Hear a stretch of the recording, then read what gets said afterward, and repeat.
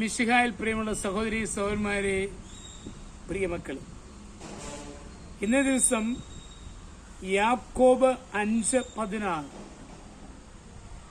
Letter of saint Jacob chapter 5 verse 16. നീതിമാന്റെ പ്രാർത്ഥന വളരെ ശക്തിയുള്ളതും ഫലദായകവുമാണ്. നീതിബോധമുള്ളവരുടെ പ്രാർത്ഥനയ്ക്ക് നിശ്ചയമായും ഫലം ലഭിക്കും. അവരുടെ പ്രാർത്ഥന വനരോധനമാവുകയില്ല. നീതിബോധത്തോടെ ജീവിക്കുകയും നിരന്തരം പ്രാർത്ഥിക്കുകയും ചെയ്യുന്നവരുടെ സകല കാര്യങ്ങളിലും ദൈവം ഇടപെട്ട് പ്രവർത്തിക്കും. നീതിബോധമുള്ളവർ മുഖം നോക്കാതെ സത്യം തുറന്നു പറയുകയും ലാഭനഷ്ടം കണക്കാക്കാതെ സത്യത്തിനനുസൃതമായി പ്രവർത്തിക്കുകയും ചെയ്യും.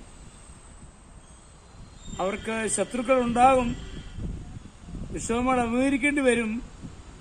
നയവും അഭിനയവുമില്ലാത്തതിനാൽ പണം സമ്പാദിക്കുവാനും സാധിക്കുകയില്ല.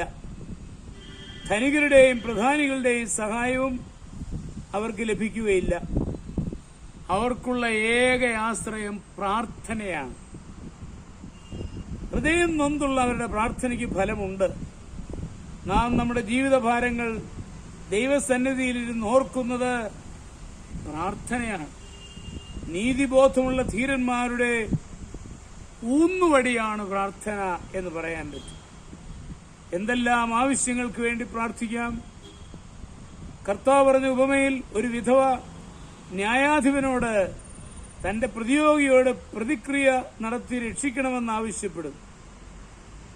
ന്യായാധിപൻ അപേക്ഷ കേട്ട് വിധവയെ സഹായിക്കുന്നു.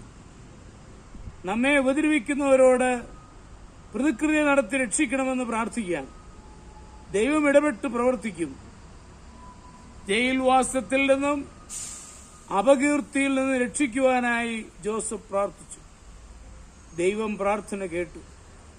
നമുക്കും അപ്രകാരമുള്ള ആവശ്യങ്ങൾക്കായി പ്രാർത്ഥിക്കാം. കുഷ്ഠരോഗികൾ സൗഖ്യത്തിനായി പ്രാർത്ഥിച്ചു. രോഗസൗഖ്യത്തിനായി നമുക്കും പ്രാർത്ഥിക്കാം. മരിച്ചവരെ ഉയർപ്പിച്ച ഈശോ ഏത് രോഗത്തെയും മാറ്റുവാൻ ശക്തനാണ്. ഏലിയാവിന്റെ പ്രാർത്ഥന കേട്ട ദൈവം അപ്പവും വെള്ളവും കൊടുത്തു. നമ്മുടെ ആവശ്യങ്ങൾക്കായിട്ട് നമുക്ക് പ്രാർത്ഥിക്കാം. നീതിബോധത്താൽ ഉറപ്പിച്ച മനസ്സിൽ നിന്ന് പുറപ്പെടുന്ന പ്രാർത്ഥന ദൈവം എപ്പോഴും കേൾക്കും. നമ്മുടെ കർത്താവ് ഈശോ മിശിഹായുടെ കൃപയും പിതാവായ ദൈവത്തിന്റെ സ്നേഹവും പരിശുദ്ധാത്മാവിന്റെ സഹവാസവും പരിശുദ്ധ അമ്മയുടെ മധ്യസ്ഥതയും നിങ്ങളെല്ലാവരോടും കൂടി ധാരാളമായിട്ടുണ്ടായിരിക്കും, എപ്പോഴും എപ്പോഴും എന്നേക്കും. ആമേൻ.